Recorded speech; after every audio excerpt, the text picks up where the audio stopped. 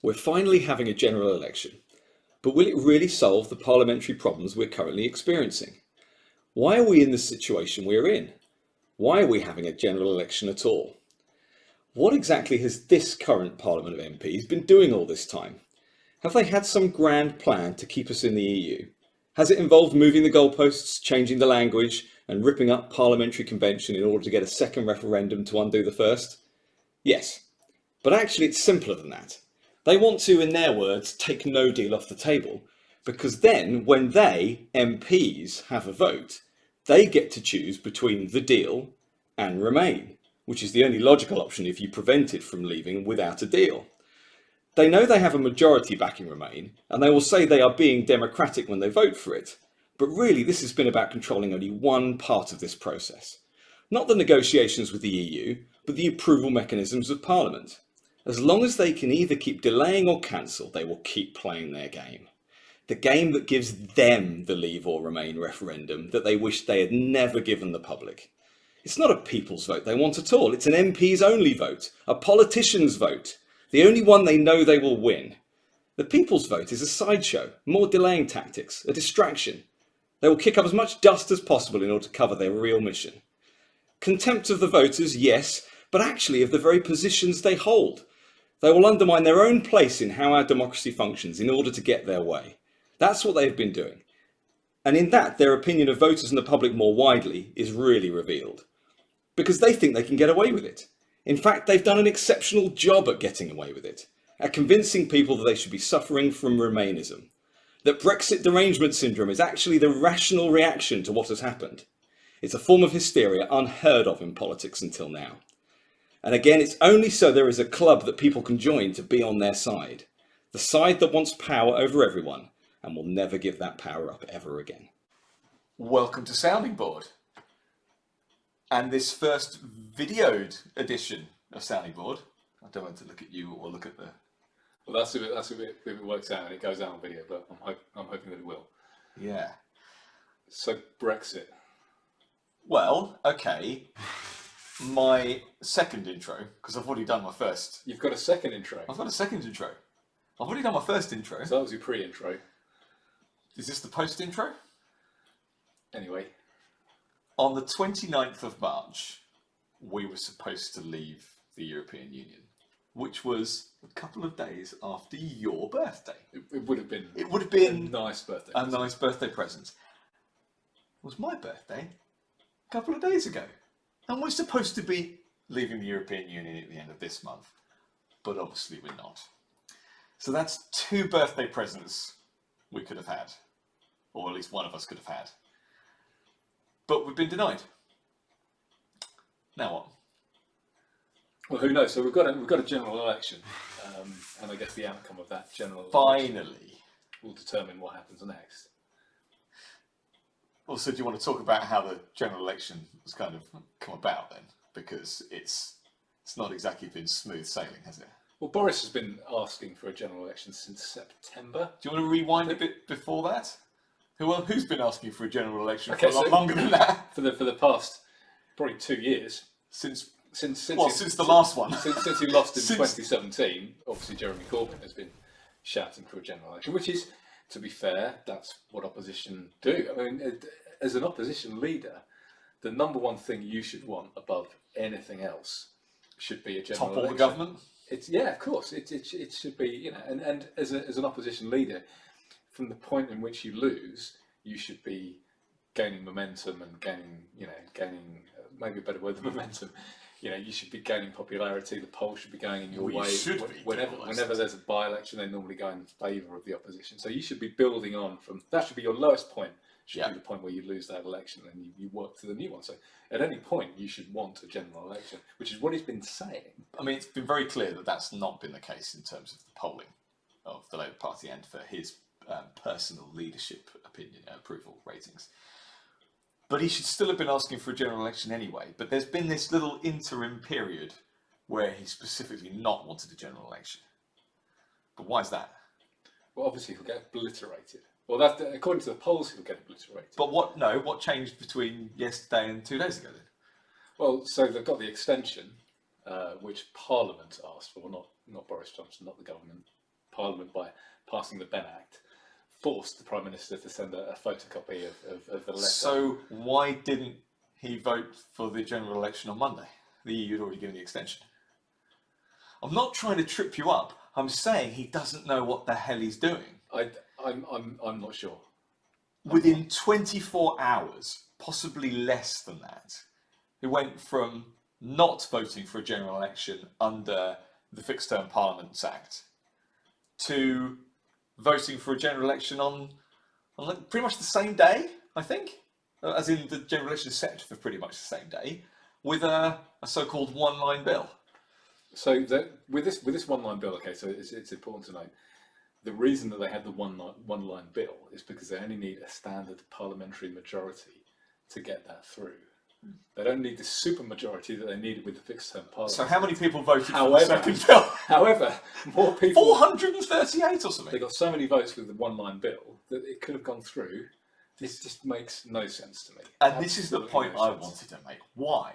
Why go through that? Other than looking at the politics of it, suddenly what changed was the SNP and the Lib Dems saying, we'll vote for your one-line bill. We want a general election. Rather than being silly about it, they actually came out and said, "What?" And they outflanked him. And so now he's come up saying, right, fine, we'll have a general election. But they've had Labour people on the news today, on the media today, saying we called for a general election. The lies have already started. I mean, it's just nonsense, isn't it? I think the Lib Dems and the SNP have different reasons as well for wanting a general election. So I think the Lib Dems want a general election before Brexit happens, because Brexit is their thing. Stopping Brexit, revoking Article 50. Not even. I mean, Jo Swinson has said even if there's a second referendum and Leave win, she's just going to ignore the result. So she's absolute revoke, remain, stay in the EU. If Brexit has happened, that kind of takes the wind out of her sails a bit. So I think the main reason that she wants the election now is because Brexit hasn't happened, and she's trying to get more MPs. So when her popularity is okay, is good because she's leading the only true Remain party. She's got a chance of getting more seats before Brexit than after Brexit. I think after Brexit, people will think, okay, well, I might as well go back to Labour now because it doesn't make a difference. The SNP, I think they want a general election before Alex Salmond starts getting in the news and getting in court. January, I think. Yeah, so that's why they want for it in this December. Sex abuse scandal alleged stuff. Yeah, well, whatever it is, but they want an election before that happens because that will negatively impact the polling. So that's why those two. So it's politics. Of course, it's all politics, and they're all morons, which is why they're floundering around and flip-flopping. Politically, when do you think the right time for Labour to want a general election should be then, based on your reading of the situation with the Lib Dems and the SNP? It's difficult because their polling has been going down and down and down recently. I think they've missed the boat, and I think probably sometime in April, after we've missed the March 31st or March 29th deadline, I think that would have been a good time for them to call the general election and say, look at these imbeciles, they can't do a damn thing. Let's call for a general election and stick me in charge. But it's difficult. I mean, I've always said that their best chance, they needed to tag the Conservatives with Brexit and let them actually get Brexit done. And the problem with the Labour Party's Brexit policy, which obviously everyone knows is an utter shambles and is contradictory and is for both Leave and Remain and for having a deal and for not recommending the deal and all of that nonsense. Let's just quickly go through their policy. Their policy is to scrap the current deal, the current withdrawal agreement that is agreed with the EU and has gone through Parliament. Is to scrap that. It's to negotiate what it's not quite gone through Parliament, but as near as makes no difference, I think. And it's the bill itself has passed. It's to scrap that. It's to get what it could get a majority. Is the point you're making? Yes, it hasn't, and there is chicanery that might stop it, but it could. It's compared to May's deal, it's as good as any deal ever has. Yes, and certainly none has ever. No indicative vote has ever gone through. Yes, and got a majority. It's the first one that's done that. They're going to and it's been agreed with the EU. So all they need to do is get it through Parliament, and then it's ratified. They're going to scrap that. They're going to get what they deem to be a better deal, which would probably be, I mean, it'll be a much worse deal. It'll be in the single market, it'll be in the customs union, whatever. Better as far as they're concerned. But better as far as they're concerned. They're going to have a people's vote, but they're not going to say, we've negotiated what we think is a good deal, it's now up to you. They're going to campaign against their own deal. So the deal that they've just negotiated with the EU, that they're trying to get, that they think is better, they're going to be negotiating, or they're going to be campaigning against their own deal in a people's vote and campaigning to remain. So it's Fast. bonkers. It is complete farce. Right. I think the point I was going to make was they actually should want to tag the Tories with doing Brexit, so that anything negative that does happen, they can say it's the Tories' fault, Tory hard Brexit, all that kind of thing. And the best time for them, I've always thought, is they need to kind of look like they're trying to stop Brexit, but not really. Let Brexit happen. Let it be the Tories. Let it be Boris's, or before that, May's. Then wait for some bad news to start coming out, because obviously there's going to be some bad news. And if anything, I thought it'd be better for them if they actually engineered there to be no deal, because then the chances of there being economic shocks are greater. And then as soon as things are a bit wobbly, go for a general election. Surely then the government is at its weakest. Surely you only want a general election when the government is its weakest and you're relatively strong. So I think, But they fluff that. excuse me, I think that's what Corbyn wants, or wanted. Wanted. I think he now sees Parliament just going on forever and then seeking extension after extension, not ever agreeing on anything, and just going on and on and on. And he's thinking it's going to get worse and worse. And I can't keep saying I don't want a general election. Did you see how happy he was? Did you just see he was happy, he was relaxed, he was in his, he's up for, he's right for a campaign, he loves it. I mean, but he said, we're campaigning already. He said, to me, that's just all he does. He just campaigns. And everyone talks about how great a campaigner he is, whatever. But it's a bit like a protest, isn't it? It's like getting out and, he loved it in 2017. He was in his element then. He properly out-campaigned Theresa May. So he's loving it now. Yeah. But blown the no deal thing. Right, here's the point though again. They've changed the goalposts, haven't they? Or have they moved them? They've moved the goalposts. What is no deal now? Right, the withdrawal agreement nearly passed. Yeah, so they had the Ban Act, the Surrender Act, the Surrender Bill. That got the extension, but the withdrawal agreement nearly got through. I think it's fine. You were saying, the nearest damn it went through. It didn't go through. There is no withdrawal. If there had a withdrawal agreement, wouldn't have needed the extension, probably wouldn't be having the general election. So it's important the fact that it didn't get ratified, but it got really close. And my observation is, as a result of it getting really close, everyone's just gone nuts. All of the Remainists have just gone nuts. And the stuff that's been coming out and the stuff that's been said over the last week and a half has been crazy. Yes, the last few days have been all about them saying, well, then I need a general election and we need to get this sorted. And we'll just keep asking for a general election until you give it to us, which I think is a very good strategy. And not that they needed more than a couple of votes this time around, and we've discussed how stupid that was. But up until the point that they weren't sure whether or not the bill was just going to get amended to death. And let's be very clear, you can't amend the treaty. You can't amend the treaty. The treaty is there. You either vote for it or you don't vote for it. The concept of amending the treaty is just such nonsense. That's what I think is daft, because as soon as you make any amendment at all, however small it is, you cannot ratify that. It has to go back to the EU. But there was a point, wasn't there, when I think your Jo Swinsons thought it was going to get voted in, that suddenly we were going to have this treaty and that we were going to leave on the 31st of October. And at that moment, there was this few days where suddenly no deal didn't become no this deal, it became no trade deal. Did you sense any of that? Did you see any of that? You said you've been really busy this week. I've been soaking up the media, I think, a lot more. There was a point where suddenly no deal became what happens at the end of the transition period, rather than what happens right now. And so this isn't preventing no deal at all. Passing this deal This deal. You said before it was this deal or no deal. Now you're saying this deal can lead to no deal? What are you talking about? Well, so they've been saying that for a couple of weeks. That was one of the things that the people have said. It's like we need to make the amendments to this deal because potentially we could crash out in 18 months or whenever, whenever it is, which sounds fine to me.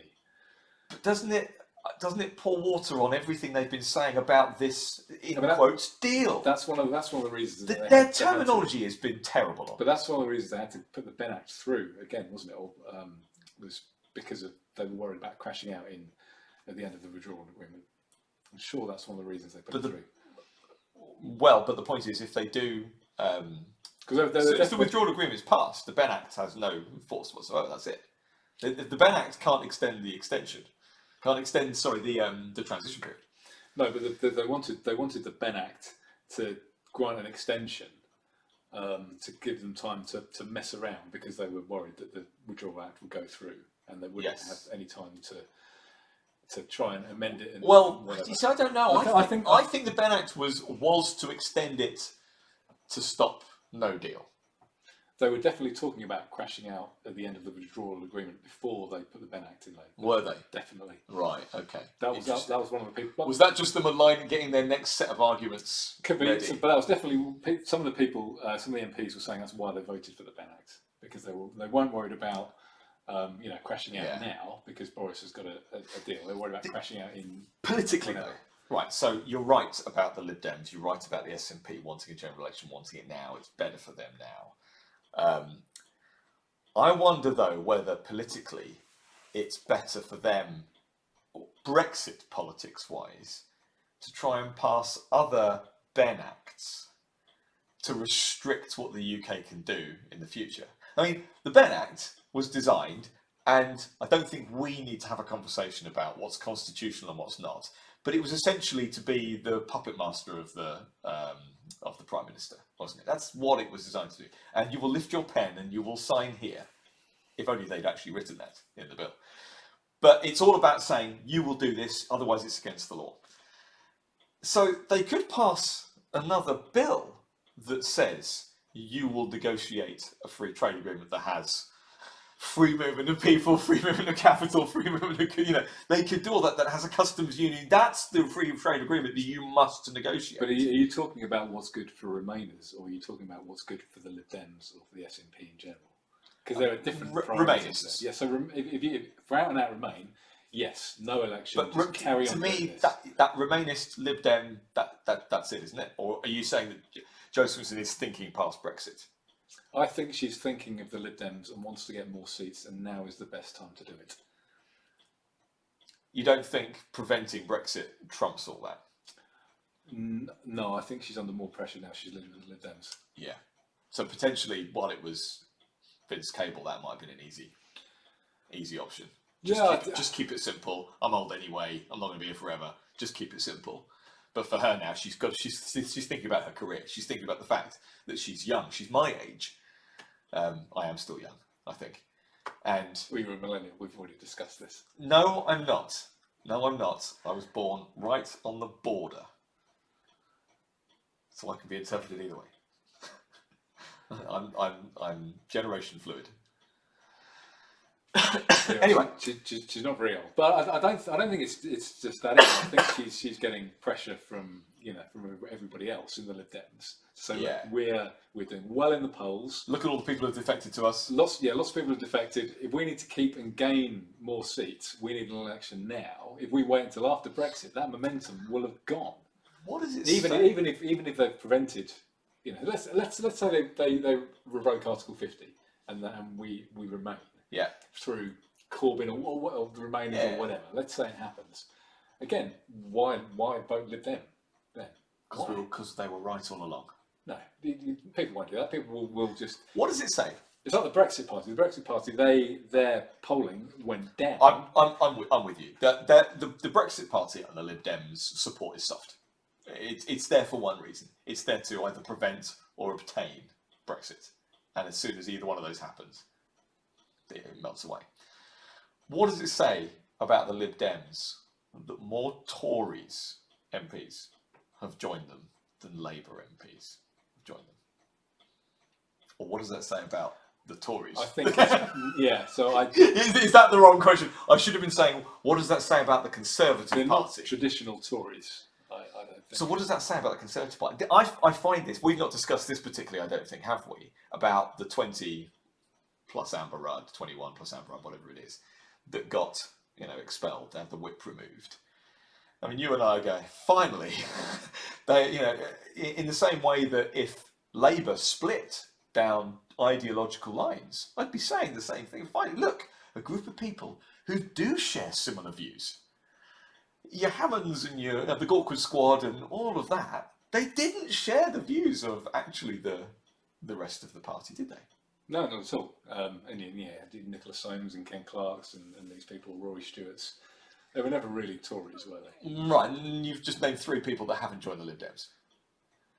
Oh, sorry, I thought we were talking about the people who'd left. Yeah, but I'm saying that. But I'm saying there's a special type of them. So you're talking about like your Nanny Wallace, Sam, Guy Sam, Meyer. Yeah, they were always Lib Dems. But to be honest, I think potentially you could say that the likes of Hammond and Gork and Lib Dems, David Lidington and all of this lot. So what? Right. While we're talking about the MPs, then, should we go through the list of the ones? Well, so I've been bored of Brexit, so I was hoping we could do something a bit more fun. Bored of Brexit past the deal? No, bored of Brexit. That's been trending. It has been trending. I'm bored of Brexit. I don't want a deal. Just leave. Yep. But anyway, so I've made a couple of lists. So do we want to go? Do you want to go through the list of people who aren't standing? Do you know what? Before we go, if you don't mind, before we go through the list, only because of one particular name on the list, should we just talk very briefly about the People's Vote campaign? Okay. And again, I don't know how much you know about what's been happening in the People's Vote campaign over the last several days. They're not very happy with Roland Rudd, are they? Who's Roland Rudd? He's the guy who's been bankrolling them, isn't he? He's the chairman. Right, but he's been providing them. He's been providing a lot of money, I think. He's a PR exec. Yeah. Who else is he? Is he the husband of someone? Oh, it's Did you not know? no Amber Rudd's husband. Yeah. It's just clicked. Yeah. Right. Okay. The Rudds. Right. That's starting to make sense. I didn't put 2 and 2 together. Didn't you? Well, I only heard about him first. I mean, I don't care about the People's Vote, so I only heard about him when he was in the news this week. Likewise. But he's been having a proper falling out with the likes of what's his name, Alistair Campbell, and then other people that no one's ever heard of. The communications director, a couple of others, vocal members of the leadership, if you like, the People's Vote campaign. And they've been having a bit of a falling out for months now. But then again, to me, it seemed like they're about to lose. So suddenly everything gets thrown up in the air. It's revealing, I think, of how close someone is to losing when suddenly the bickering and the infighting starts happening. Rudd fired a couple of these guys, senior figures. But then they turned up at the office and he didn't let them in, or then he turned up to a meeting and they were stopped at the door, or they got in, but then he refused to enter the vote. All this nonsense has been happening at People's Vote HQ and all that. And he was supposed to give a talk to them or something, wasn't he? And he didn't turn up, or he didn't. Oh. He was supposed to turn up to one meeting. He went to Sky News studios and gave an interview instead. Yeah. So then the other guy did the same thing, and they've been shouting at each other across the media, basically. The schism has been around, and I do sympathise with Rudd on this one. The likes of Campbell want it to be second referendum. It's about democracy. It's about more democracy. It doesn't matter whether you vote Leave or Remain. This is about second referendum. It's about confirmatory vote, making sure that people have their say, etc., etc., etc. Whereas Rudd's like, it's for Remain, you fools. Of course, everyone knows we're for Remain. And so why don't we just come clean of that? And they're like, don't mention the war, is their, I think, their view. And so that's where the split has kind of happened. There was a meeting, I think, yesterday or today, where even with these expelled people gone, the rest of them have done some vote of no confidence in Rudd as chairman. He hasn't accepted it. It's a shambles. I mean, you could ask, should they have a second vote for that, just to make sure? But That's been imploding. That campaign's has been imploding. But I think that's just a sign that Brexit is nearing. Is that would you agree with that? It certainly appears to be that way. But from one Rudd to another, because Amber Rudd. Have you heard about Amber Rudd in the last 24 hours? No. So her majority, if you can call it that, is like a couple of hundred votes.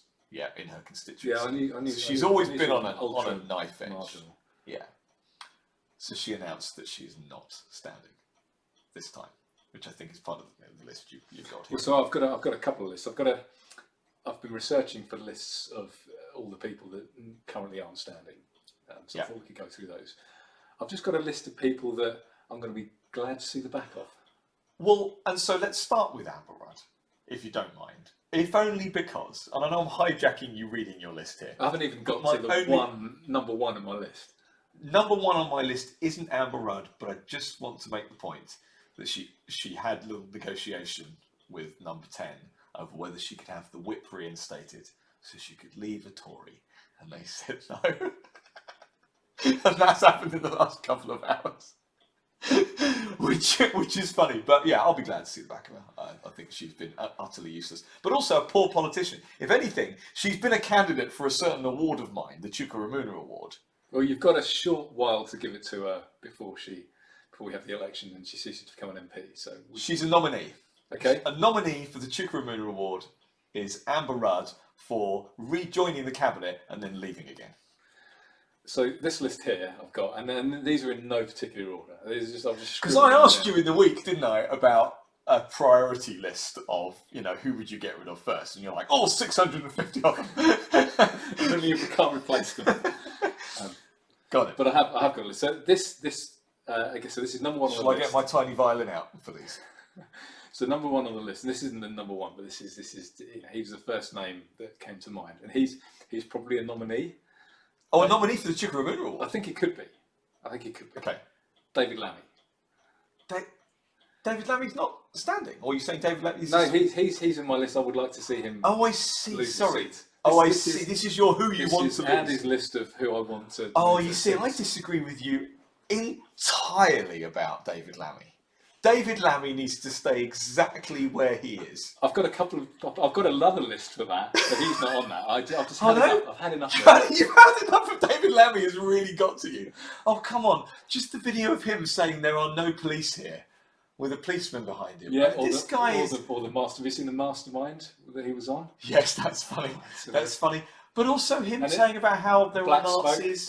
Black smoke coming out of the Vatican. Come is on. a bit racist. He needs to stay around for at least another term. He's a poster child. He's just got to the point where he's now so awful that I don't know. Well, we'll see. Anyway.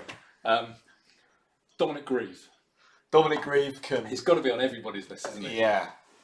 I will not miss him. Hilary Benn. So the Bennett. It's just kind of. Okay.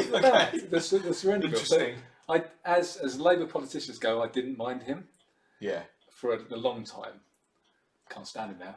Gave the best speech of the last 20 years in Parliament. In Parliament, yes. So I think. Yeah. I'm talking about in the Commons. Yeah. So greatest speech, and this is somebody else. 20 years, I'm saying. Yeah. This is somebody else. This is within that timescale. This is somebody else who I can't stand. Yeah. Normally, who gave the speech of his life, Ken Livingstone, after the 7/7 bombings. Hackles on the back of my neck whenever I. In fact, now it's giving me goosebumps just thinking about it. But that was him as London Mayor. It was. Yeah. Okay, so politician speeches. But another politician who I don't like and disagree with, but that was a fine speech. Yep. Anyway, moving on. Caroline Lucas. Yeah. Well, she's another one that, just like Jo Swinson, is campaigning for a second referendum that she would then ignore, and has said that explicitly. Oh, of course. What on earth is that about? I mean, obviously she's a Green, so she's crazy. Jo Swinson is next on my list. What are you calling this list? This is my wish list. This is my wish list of people. It's not a hate list. This is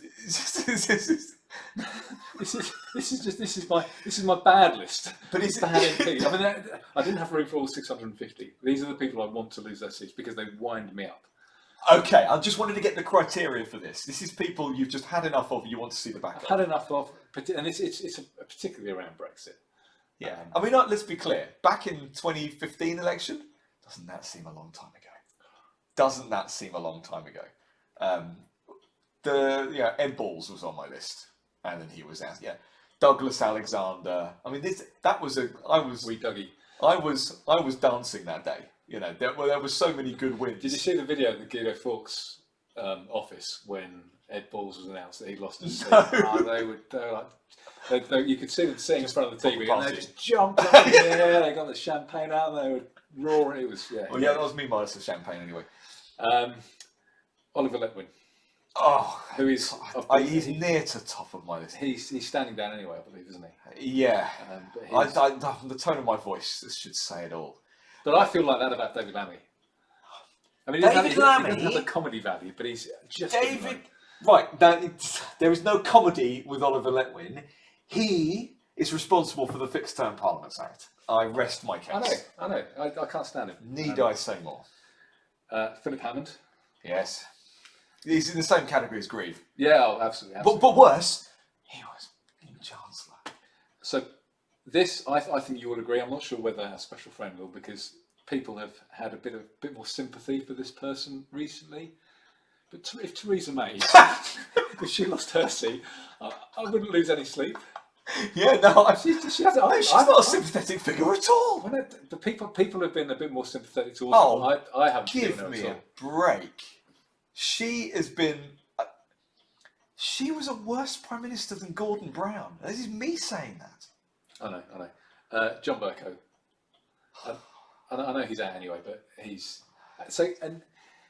box office. So if only he was impartial. If he was fair. If only he was impartial, he would be a fantastic speaker. But he's box office. He's got a great presence. He's funny. Nobody knew what the Speaker was until John Bercow came along, and there's an argument that that's how it should have been, the silent person that adjudicates and deals with the House of Commons. I mean, they were starting to. So before him, it was Michael. Whatever. Michael Martin. Yeah. So he was getting in the news for all the wrong reasons, which is why they replaced him with Bercow. But Betty Boothroyd, people knew who she was. She was That's miles true. better. She was miles better. She's a legend. Yeah. And let's be clear here. You and I grew up with a female Prime Minister and a female Speaker. Okay? As far as we were concerned, that's how it was. These And the strong and the Queen. We've got these strong female figures bossing all the men around.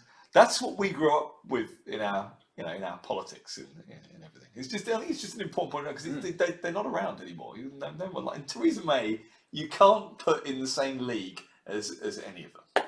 I remember secretly hoping that she'd be a bit more like Thatcher. You know, I remember thinking that May and Trump. I mean, it's not quite Thatcher and Reagan, but it's probably the closest that we were going to get for a long time. I think that's what Trump wanted. And thinking, well, he kept calling her My Maggie, didn't he? I mean, that's what he wanted. How wrong could he have been? Heidi Allen. Stepping down. I know, but and she said, it's political life is too awful. People are too nasty to me, and just. Oh, okay. In that vein, can I call her a waste of space? Absolutely. Yeah. Speaking of wastes of space, the Independent Group for Change, which I believe is their current name, and by they you mean Anna Soubry? Because is she the only one left, or probably. Awful. So she's going for it again. She's been tweeting that she is going for it, and awful. Nanny Wollaston. Yeah. She's lived dead. She's lived dead now. Yeah. Well, she always was really. Yeah. She's another one who's a waste of space. I mean, Heidi Allen was worse. Heidi Allen was the character from Nicola Murray. Nicola Murray.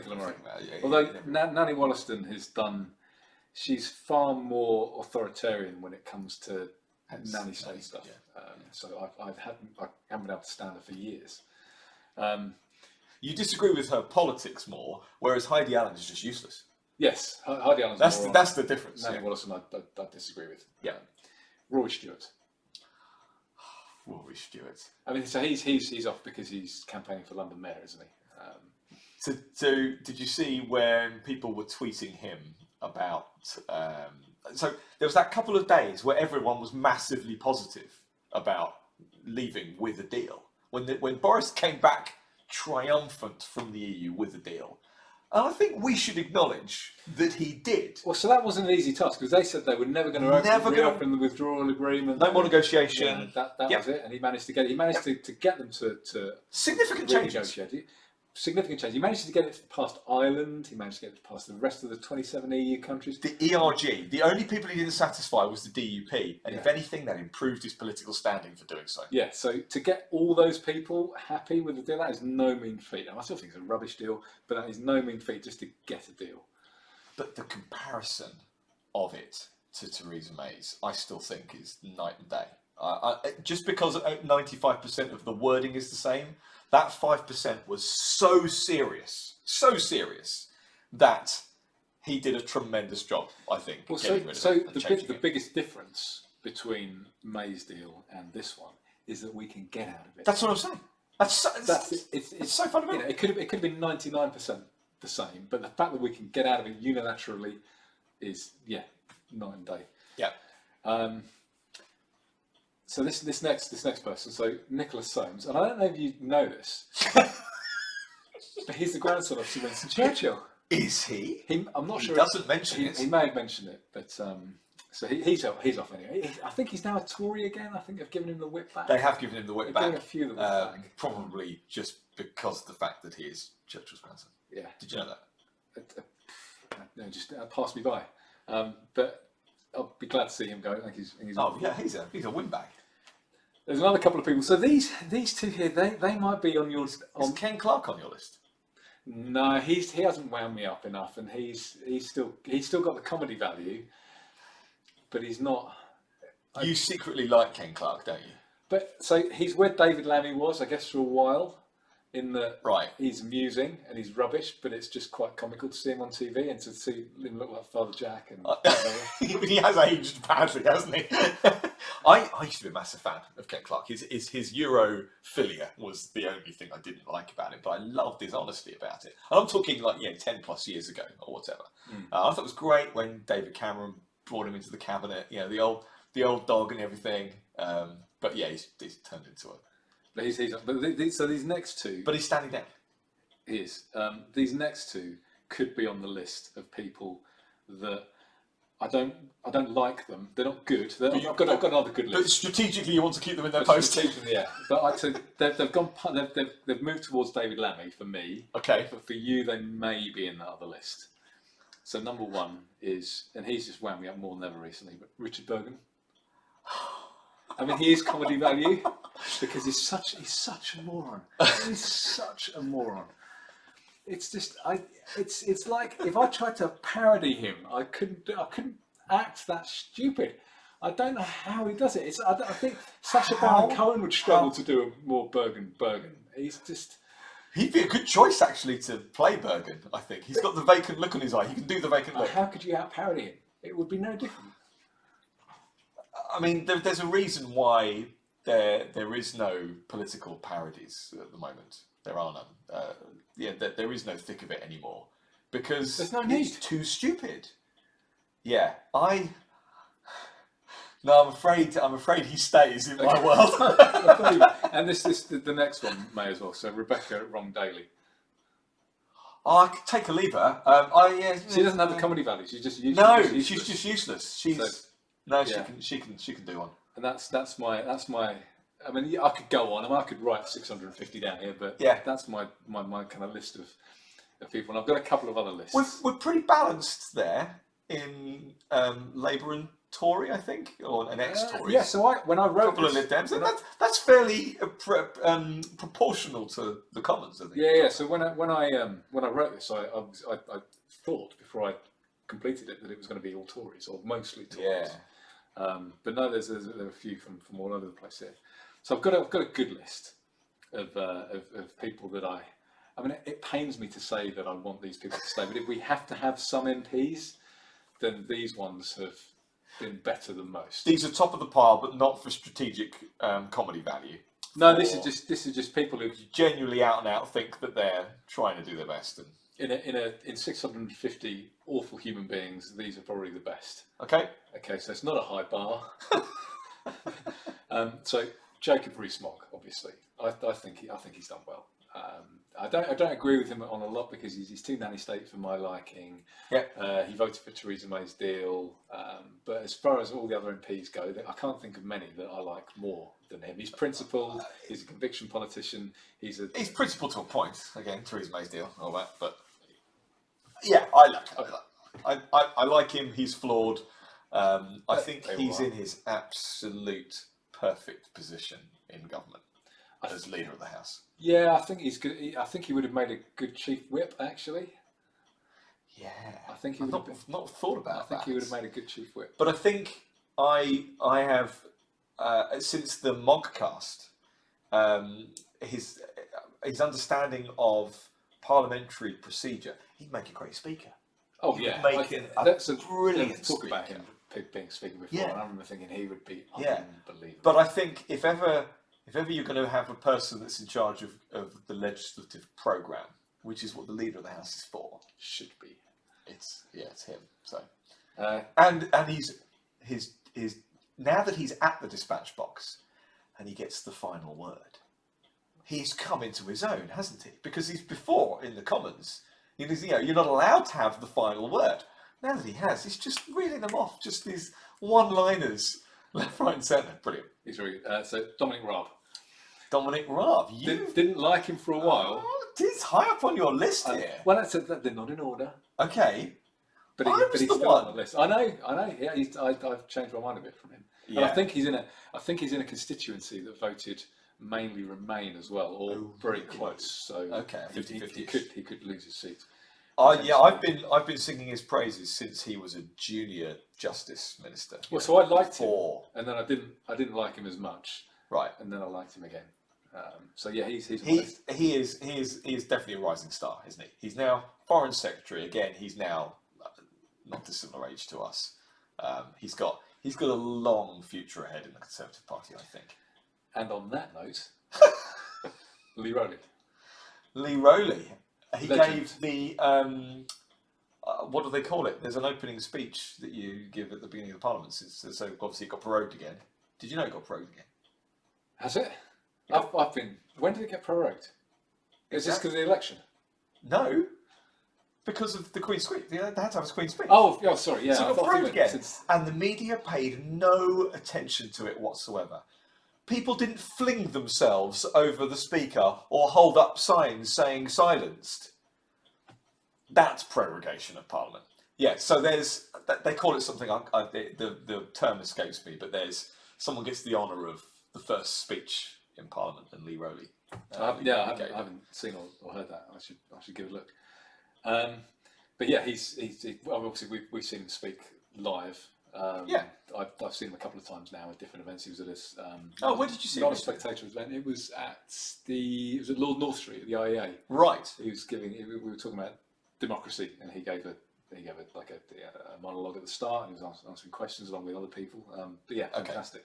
Yeah. I think he had to run back to vote on something, so he didn't stay for long. He had to kind of stay and then Look, I went up to him and had a good chat with him after the event at the Big Tent Festival a couple of years ago.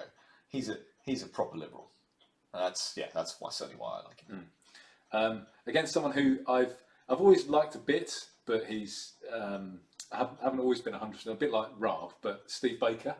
Yeah. I flip flop a bit on Steve Baker. I didn't like it. I didn't like it when he said he wanted to tax he said 35% of GDP should be taxed in front of us. Unbelievable. At that Big Tent event. So I didn't really like him then. He's sound on money and stuff, though, isn't he? Other than that. Yeah. But I again, out of a really bad bunch, he's not bad. Boris Johnson, obviously. Again, I don't agree with him. I don't think the deal's particularly good. I don't agree with. He's quite I mean, like you say, he's Come the on, ultimate he's centrist. Rory Stewart centrist. He is, and but he's clever about it. But he's got the comedy value. He's got the box office. Yeah. Oh, he's a winner. He's a winner. He's a winner. He managed to win London twice. London, which is so left wing. Yep. Twice on the trot. So, I wasn't sure about him, but I think this next one, but because of his comedy value, and because are you going on to a list of people because of their comedy value now specifically? Or? No. But some of them are on this list because of their comedy value. So, and because I've already put a dwarf on the bad list in Burko.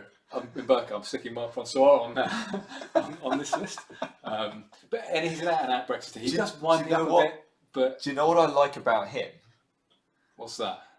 He winds up all the right people. Well, that's the thing. So he winds me up a bit, but he winds up everybody else more. Yes, he has people. The vitriol you see on Twitter, for example, for him is crazy, and so that's why he's worth keeping in. I mean, he's not on the level as Donald Trump, who is just, we don't deserve Trump. I'm talking from a trolling perspective. He is an absolute master. Yeah. He says and he tweets things, and you can just tell he's just there laughing at himself on his phone. Right. I see. This is digressing now to Trump, but do you think that is what he? Or do you think this is? Do you think he means it, or do you think it comes naturally? Oh, Do you think he's there going, "Oh, what can I?" Or do you think? I think this is just him. I think he doesn't know why, but it just is. I think it's him to a point, but I think he's playing on this kind of arrogant persona. So he exaggerates it because he knows it winds people up. Yeah. And he's a master. I just feel like he's so good at trolling. But I just think the worlds aligned and gave us Donald Trump, troller in chief. I think he doesn't. I don't think he thinks about it. I think he just is good at it. I mean, I think he's just a natural. I mean, he kicked the Elizabeth Warren, which is probably my favourite troll of his. Do you remember that one? No. What was this? So one? Elizabeth Warren was she kept for years and years running to be Democrat. She is, yeah. So for years and years, she's been playing on the fact that she's part Native American. This is her. I didn't realise that was her. And so she's, I know what you're going to say. She's put she's had recipes books and stuff as these Native American things, and they've been just literally copied and pasted from other books and stuff. And she got a scholarship or something because of her, her heritage or whatever. And he called her Pocahontas again and again, and he kept saying, "Get the DNA test, get a DNA test, get a DNA test," and he was just going on and on and on about it. And eventually, she gets this DNA test done, comes back that at the most she's like 1024th Native American Indian, which we probably all are. Well, yeah. But anyway, she comes back and she says, "Yeah, I've had this DNA test. Look, it proves it." And he's like, "Nobody cares." Nobody cares, and he moves on, and it's genius. And now he's mentioning it. Weapons grade trollery. Anyway, you were talking about Mark Francois, who's not in the league of Donald Trump. No, he's not, but he's not bad at trolling. So I've got two more. Okay, these aren't on there for their comedic purposes or anything. There are a couple of people who I think more than others probably deserve their seats. And again, this is on the. I mean, I don't like any of them, but Okay. Best of the bad bunch. So I've got Jeremy Hunt, who I think politically is very savvy. Yeah. And I think he's respected Brexit as much as Did you see his tweet when Boris came back with the deal? No, I don't remember that. Great tweet saying. So you're all about the Well tweets done. now, aren't you? All about Twitter now, Nick. I'm never going to be on Twitter, Elliot. I'm only doing it because you told me, because you get bored with me saying, "Can you tweet this, please?" But now you're all over it. Yeah, good. If I do something, I do it properly. Anyway, so what did this tweet say? Oh, it was a proper congratulations. Right. Didn't think it was possible. All of this. He's done it. Fair play to him. Was his message, and that's hats off. And well, actually, coming back to Rory Stewart, I was going to mention that. People were tweeting him saying, "You said this was not possible," as in they're never going to open up the deal again. They're never going to get all of that. And he came out to it. I was wrong. And I think he's given an interview now saying, yeah, I was wrong. And I mean, it really does Fair play, I guess. It does. He's still But it on my list. also, He's still on my list. but it also very neatly just ties a little bow on his leadership campaign, doesn't it? And allows you to just kind of knock it into the bin. And the final one on my list, Sajid Javid. This is only because he's an Ayn Rand fan, or he claims to be. It's partly I'm that. waiting. It's not. I'm It's doing certainly this. not because of his speaking I'm voice. doing this. Oh, bless him. That's not fair. We both. I am reserving judgment for a proper budget.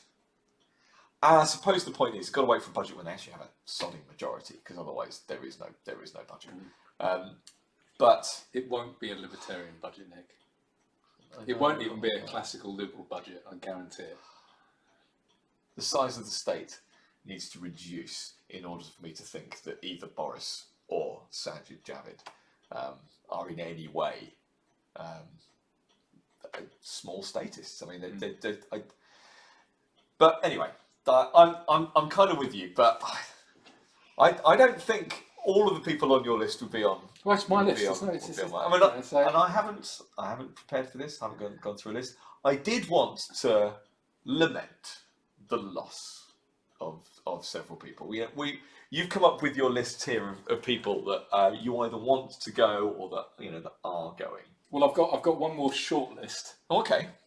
Which is people that, so they're on the good side of the paper, but they're not good. But they're on the people that I would quite like to see keeping their seats because of the sheer idiocy that surrounds. My David Lammies. Yeah, so okay. It's your David Lammies. So top of my list is Jeremy Corbyn, and he is top of the list because as long as he doesn't win. Yeah, I just always. There's something dangerous about him now that I would sleep easier if he wasn't an MP. Okay. So I guess my caveat is that I want him and McDonnell. Yeah, no, McDonnell's too on the scary. list. But Corbyn, I think I would. See, he wasn't on your bad list. He should have been. Calling you out on John McDonnell. But it's my Brexit bad list, really. So it's all. Well, then I don't want this to be too long a talk about the general election. Anyway, so my plan for Corbyn was that he could just destroy the Labour Party. Yeah, that was my plan for Corbyn. You can't have it both ways. I paid £3. My plan was for him money for this, to destroy the Labour Party. And the only other person on my list is, and I'm sure he'll be on yours too, is Barry Gardner. So, did you see? He's just so good to watch on TV. Did you see the? Again, you've not. I'm the one on the media and the social media. Busy with work. Did you see the leaked list of? This wasn't a campaign list, but it was like a campaign strategy document that got leaked. Okay. Did you see this? It was about 10 or 15 bullet points, Labour bullet points. You read it, you could totally tell that it was real. This wasn't just something someone had spoofed. This was, we must do this, we mustn't do this, don't do that. Keep Jeremy out of it for the first few weeks, then once he gets more popular again. All of that, okay, it was fascinating. The thing that the person who tweeted this that I saw had highlighted this bit about the winter. Make it Dickensian. Make it about being cold and poor and all. I mean, how cynical is that? Is that winter election? So let's turn it into Scrooge. It's like when they talk about weaponising the NHS and that kind of stuff is in here. But there was this whole point of the people that needed to be stuck in front of the media. And who's on the list? Gardner, the constant Gardner.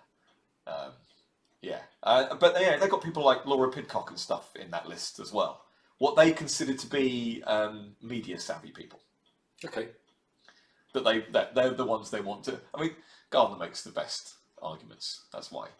And the thing is, he's enjoying doing it as well. Yeah, and he's also. I mean, so he's the one that get in when nobody else will. When it's a really difficult position, when you've got to defend something. He'll just go on there and shout. Indefensible And steamroller them. And he'll go on there. You didn't have James Cleverly on your list. I thought maybe you would be a fan of Cleverly. Actually, yeah. So, and particularly the other day, did you hear? So, who's the leader of the SNP? What's his name? Ian Blackford. Ian Blackford. So he was giving a speech. He can't. Have you seen when he's giving a speech? Did you see this? No. This is only for the people watching on our video. So you're just going to the top and the bottom of your notepad. Is that what he does? Next time, you won't be able to not see this now, and you won't be able to listen to what he's saying because you'll just see him doing this all the time. Anyway, his speeches are awful, and he's giving a particularly long speech, and then he was reading. He doesn't ask questions; he just makes speeches. And then he said, in conclusion, and then obviously all the Tories went, "Wah!" Started roaring, and he then went off one saying, this is typical. This is what the politicians think of the people of Scotland. When the people of Scotland speak, the Tory MPs tell them to shut up. And then James Cleverly just shouted at the top of his voice, "Not all of them, just you." So he's very, very sharp, very, very funny. He deserves to be on my list. Yeah, I think he's another one that has got a fairly long future. I think probably at the top of the party, but only really because he's very loyal. He's just because he was under Theresa May as well. He's again a bit like Raab in the early days, where if you needed someone to just defend the party line, you send out some of these newcomers or whatever, and until they've done their time, and then they give given a proper job or whatever. So I found the list of people who are standing down. Okay. It's a long list. So I don't want to read all of it. There are a few big names. I thought we could perhaps mention some of the big names. Yeah. So Nicky Morgan, Alan Duncan. Nicky Morgan, yeah. I didn't realise. Earlier today, I think. Alan Duncan, I only heard about today. Yeah. Former first, in fact, winner of the Chuka Award. Yes. Yeah, of course. Doing the only politically savvy thing now, which is to clear the field. Yeah. So, and you've got David Liddington. Yeah, Liddington, Hugo Swire, Joe Johnson is going, obviously. Yeah. Michael Fallon.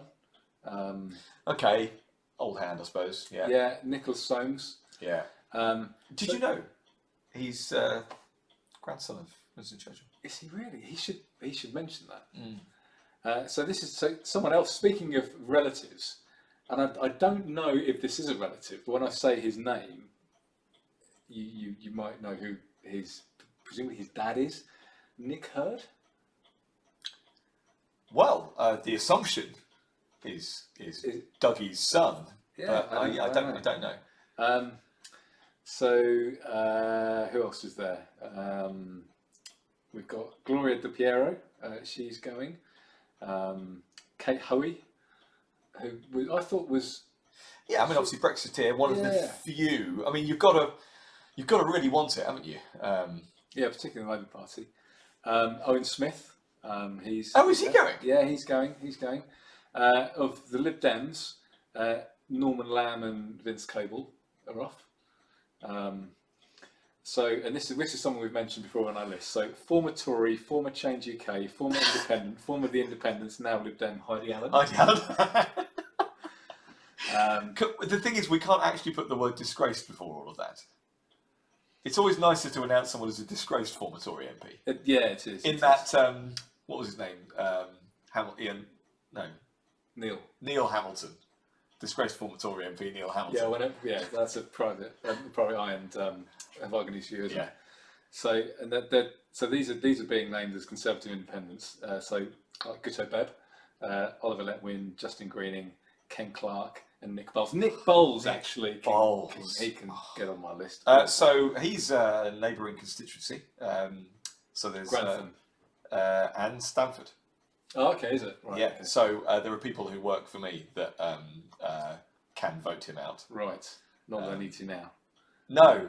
This is very true. I didn't realise he was standing down. And proper independents, we've got Amber Rudd and Roy Stewart. She didn't want to be there. She wanted to be a Tory on her way out. And Anne Coffey from the Independent Group for Change.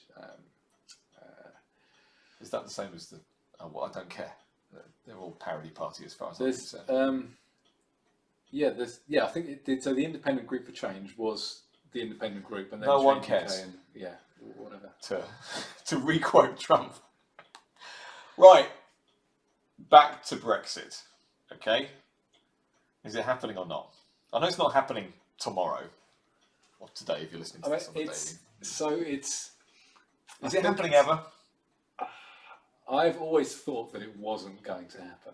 I've always thought that they're going to find a way of preventing it. I think it's looking less likely that they can prevent that before the next general election, and even then, they can't. They shouldn't really be able. They shouldn't be able to bind the next parliament. Parliament cannot bind its successors. However, they've done so many things that are unconstitutional that have still got through. I was going to say the Lords, but the Supreme Court and gone through the courts. I can see them doing something unconstitutional and it getting through. So I'm not with the new parliament. Yeah, I can see this dodgy zombie parliament doing something. You mean in the next couple of days? Yeah, to bind.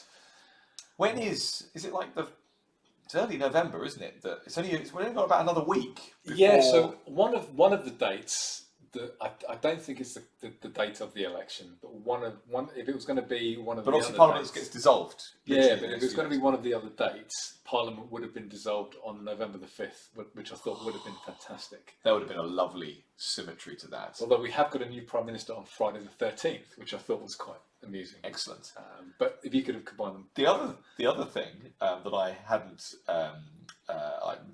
realised, I mean, it's obviously obvious, but because of the Fixed Term Parliaments Act, December elections from here on in, just in another 5 years' time.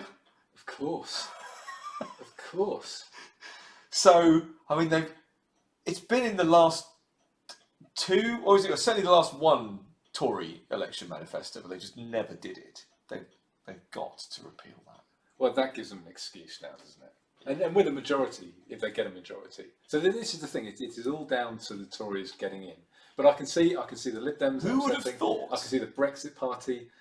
But Oliver Letwin, when he thought up in his genius brain of his the Fixed Term Parliament Act, that it's caused this turmoil surrounding leaving, hasn't it?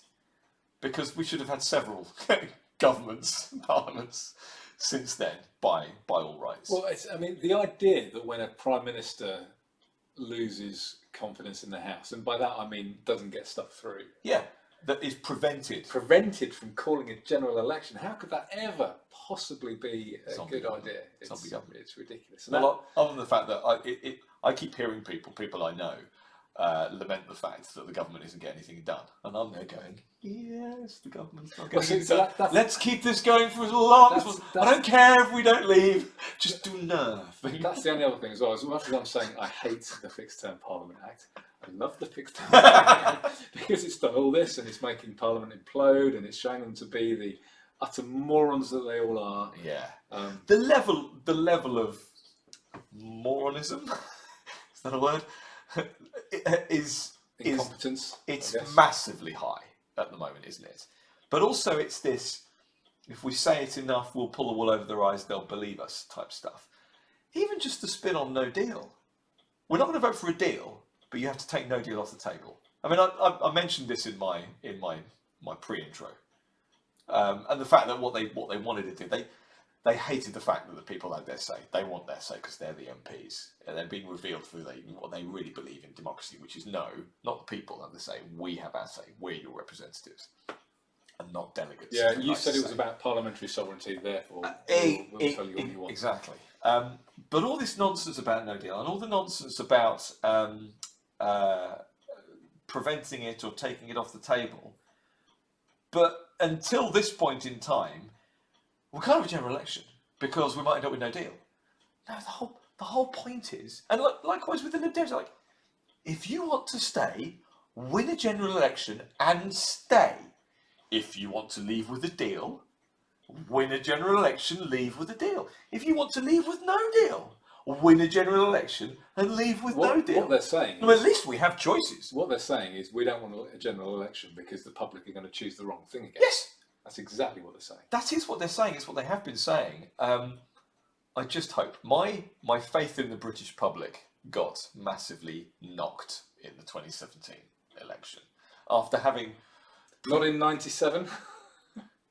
Well, look, they voted for a pretty right-wing Labour government. So, but since the election after that, my predictions of number of seats and who's going to win has been very close. So you don't like the people now because they've messed up your predictions. Yeah, totally. Yeah, and especially after predicting the 2015 very closely, and yeah, I was impressed with that one. and everyone else is going, no, it's not going to be, and I'm like, 10 or 15, 10 or 15, and so I got it wrong. I was just disappointed in all of that, but there is the worry that yeah, I suppose that we're going to end up with some ridiculous hard parliament. I mean, I know that the polls are in favour of Boris and in favour of the Conservatives, and I'm hoping that people. And there has been an election now where people saw how close Jeremy Corbyn could be, even though they were told he would never get in. That's a factor.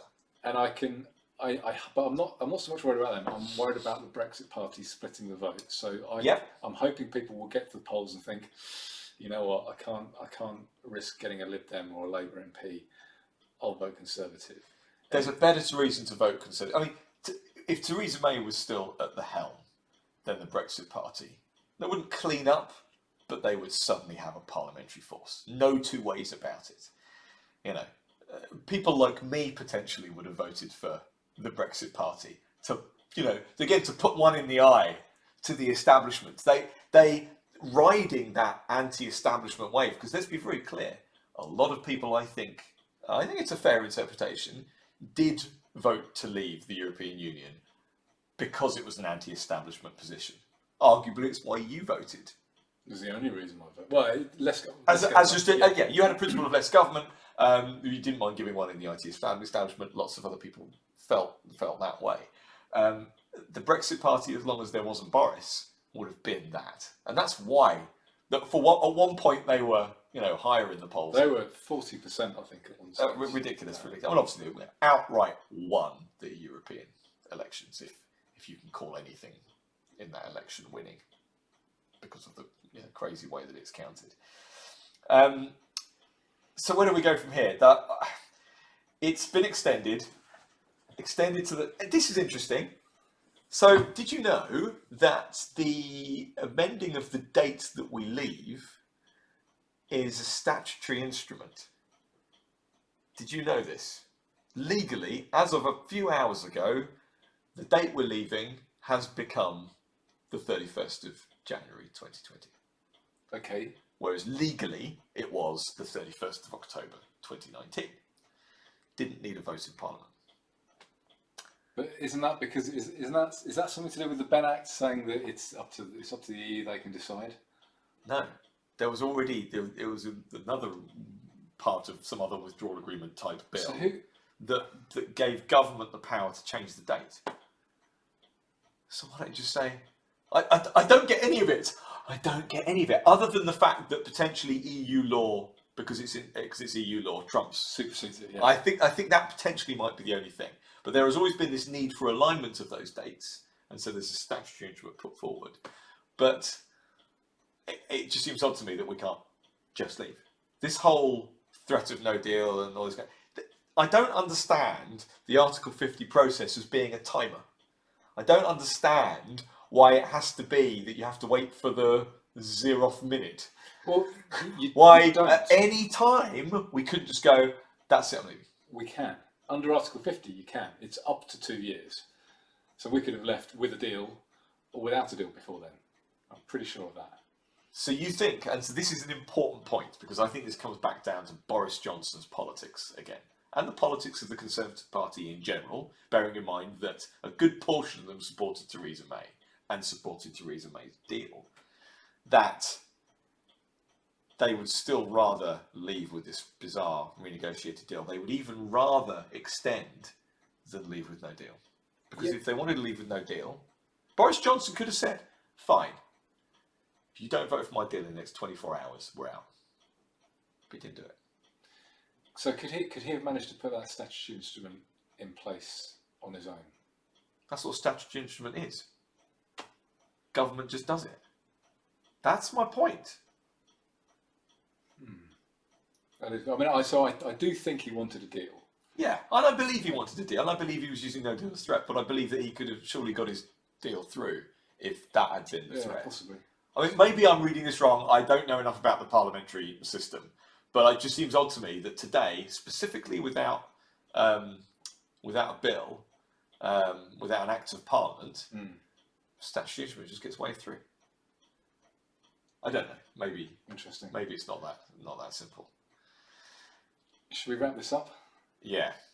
So we're going to have a general election. It's on the 12th of December. Is that when they finally agree? Thursday the 12th. No EU nationals, no 16 and 17-year-olds voting. Yeah, so I not that I don't really want anyone to vote. I'm not too bothered about. So EU nationals, they don't vote anywhere else, do they? So we don't get a vote in any EU. No other EU country That's what I mean. gives the vote. So that was just a nonsense. But that was clearly because obviously wanted them to vote for pro-EU parties. 16-year-olds. I mean, your brain isn't fully developed until you're like 25 or something. I've been wondering. I was a moron when I was 16 years old. Well, and I don't think I wanted You were on a record. Thank you. I don't think I particularly wanted on record the things that I did when I was 16. And I'll maybe say it after we've finished recording, because they're not things that I'm particularly proud of. But certainly I wasn't in any fit state to vote for anything. There was a video, again, sorry, it's on the Twitter, it was a video that was labelled "The Democrats want the voting age to be lowered to 16," and this is what 16-year-olds do. And it was a couple of kids who were eating Tide Pods. No, this is skateboarding. Right. Okay. On a half pipe, top of a half pipe, and the guy's got a can of petrol, and he's just draping it all down the half pipe, and all over the guy's legs. And you're going, really? Empties the whole thing down the thing nicely.